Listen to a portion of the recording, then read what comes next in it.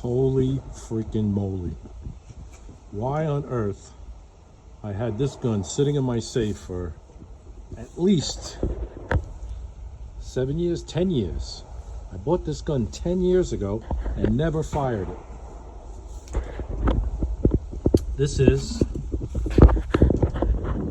the Savage 116 Bearhunter. It's in 338 Win Mag. Holy freaking moly. It's got so many options on it, and I just took it for granted. I thought it was okay, decent to medium value rifle until I got it out here on the range. I'd been having trouble sighting in a couple of rifles, including the Browning. I just couldn't get good groups out of it. So just on a whim, I pulled this out of the closet, out of my safe, and man, I can't believe the groups this thing's thrown. For a 338 Win Mag, this is the Savage 116 Bearhunter. It has the AccuStock stock and the AccuTrigger. AccuStock and AccuTrigger. It has, as you can see out here, it's got a muzzle brake that helps with recoil because this is definitely a kicker. It's got a fluted stainless steel barrel. I mean, it's got all the bells and whistles. Why I let this thing sit in the safe for so long, I don't know. I think because it was kind of heavy, and it's kind of heavy for game, for deer.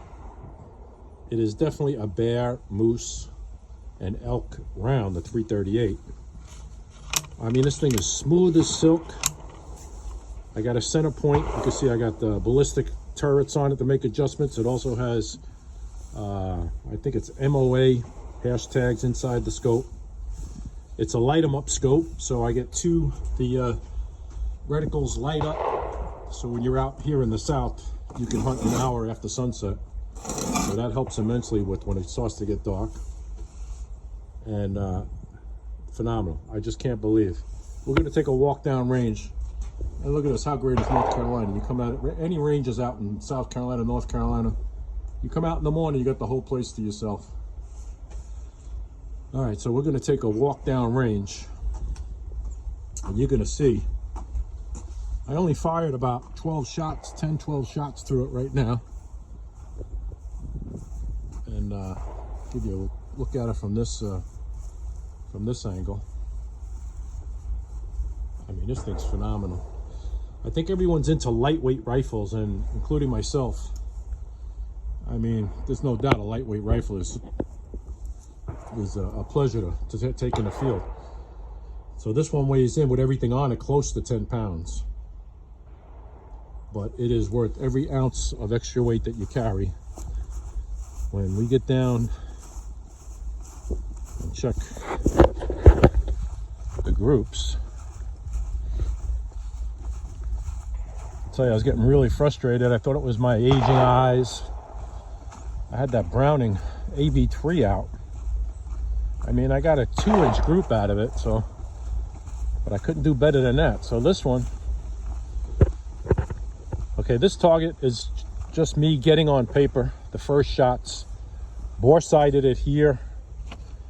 I made mistakes in my adjustments. I was going the wrong way, so I kept adjusting it down to here. From here to here, going the wrong way. Realized what I was doing wrong.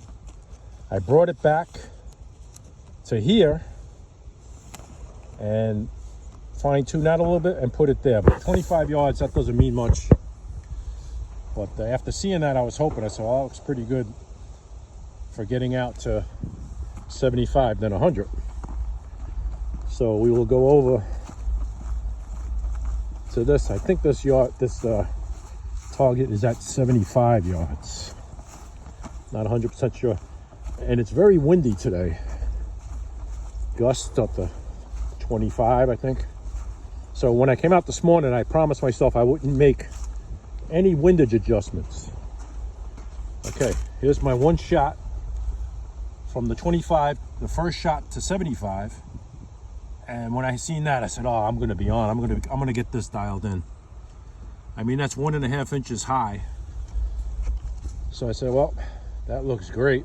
Let's go over, see what Didn't make any adjustments to it. And then I went out to 100. I think this is 103 yards away.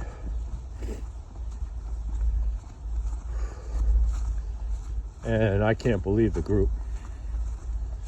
So I fired 2 shots. No, I didn't make any adjustments. I fired 2 rounds. Not the third one, just 2 of those, not the ones that are touching. 2 shots. Then my third one went all the way up here. When I seen that, I got really worried. I said, man, I hope that was my error and not the rifle or the scope. So I took a break, let things calm down a little bit. So then I fired 1 more shot, the 4th shot, and that's the shot that's touching. Man, I was ecstatic when I seen that. So this shot, definitely my error. I'm shooting off of the lead sled, so I either bumped the lead sled or I pressed too hard against it. I got a little bounce back off the sled from recoil, I think. So, okay, so I shoot the 3rd shot. It's way off. I'm getting worried. Let things cool. I fire 1 more shot right there touching. And I said, though, I got to make sure this is not a fluke before I walk away from here. So I went down to this target, down at the bottom, and aimed at this one, smaller target. And you can see where I hit is identical to where I hit up here. 1.5 inches off center and a 1/2 inch high. Well, that's about 1 inch high. So that was probably just a variation on my shooting, but I mean, it's almost identical to right there. Actually, they're both 1 inch high. No, this is a full. Okay, this is a full 1 inch high. Okay, that's about a 1/2 inch high. Okay, so now you can see I'm off with the windage. So now I'm thinking about if I should make that windage adjustment because it's extremely windy. So I don't know if the wind pushed me off. I'm going to make an adjustment today, and then after today there's no more wind, and then I'm going to be off again. So I don't know if I should mess with the windage. But in looking around down here at the target, we're in like a gravel pit here, kind of protected on all sides. It doesn't feel too windy right here, although you can see that. Look at the trees up there, are really blowing like crazy. So was that the wind? I don't know. Did the wind affect it down by the bench before it got down here? I don't know. But I tell you, 100 yards, that's a dead deer, dead elk all day long.